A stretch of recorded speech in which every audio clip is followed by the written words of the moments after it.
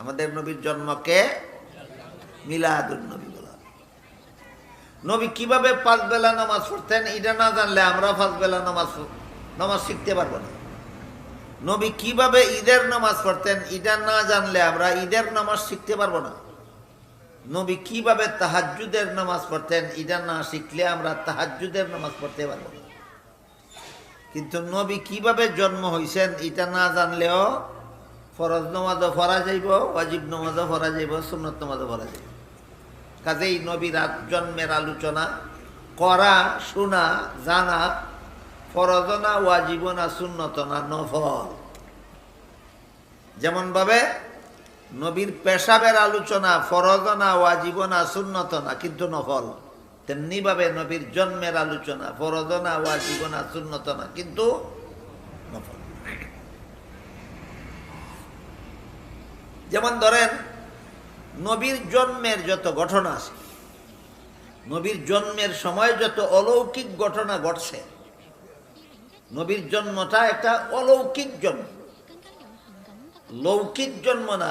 আল্লাহ আমাদের নবীকে আলাদা অলৌকিকতার মাধ্যমে জন্ম দিয়েছেন। আমাদের নবীর মা ছিলেন আমেনা। নবীর মা আমেনা বলেন,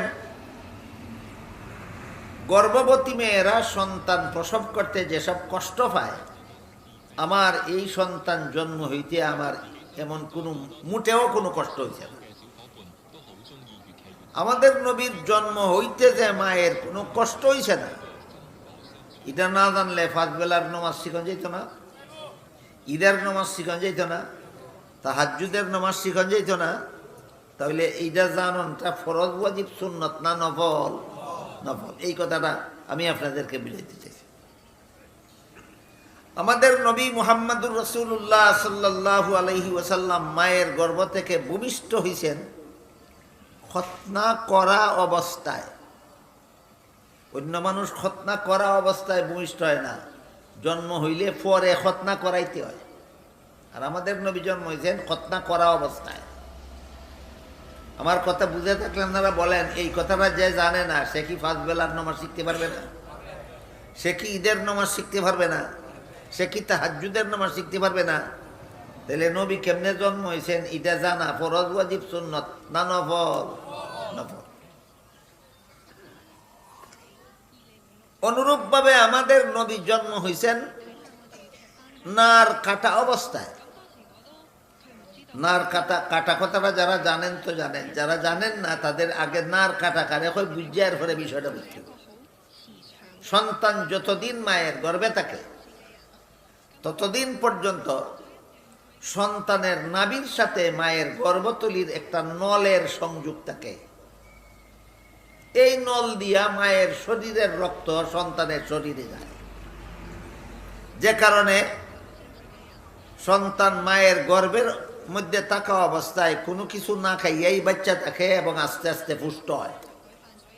আমার কথা বুঝা থাকলে বলেন, সন্তান মায়ের গর্ভে কোনো কিছু খাইয়া বাচ্চা থাকে না, না খাইয়া? আস্তে আস্তে পুষ্ট হয় কোনো কিছু খাইয়া না, না খাইয়া? না খাইলে বাঁচবো কেমনে? না খাইলে পুষ্ট হইব কেমনে? খাইলে পরে খাদ্যর থেকে রক্ত তৈয়ার হইয়া যেই রক্তের দ্বারা বাচ্চা থাকতো, পুষ্ট হইতো, আল্লাহ ডাইরেক্ট মায়ের শরীর থেকে ওই রক্ত সন্তানের শরীরে পৌঁছাইয়া দেন একটা নলের দ্বারা। ওই নলটারে নার কয়। সন্তান ভূমিষ্ঠ হইলে পরে সন্তানের নাভির সাথে সংযুক্ত নলটা কাটটা দিতে হয়, এটার নাম, এটারে নার কাটা কয়।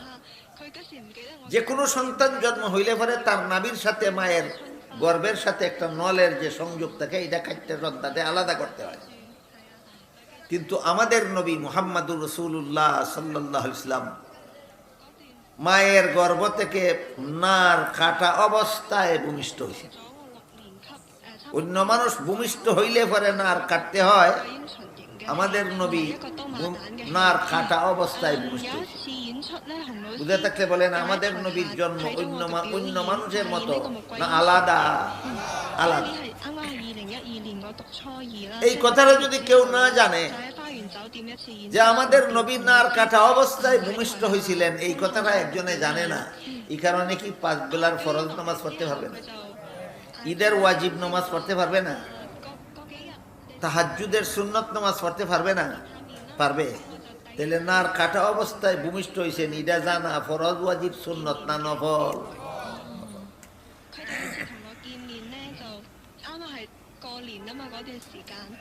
কাজেই সিরাতুন নবীর কোনো অংশ আলোচনা করা, শোনা এবং জানা ফরজ।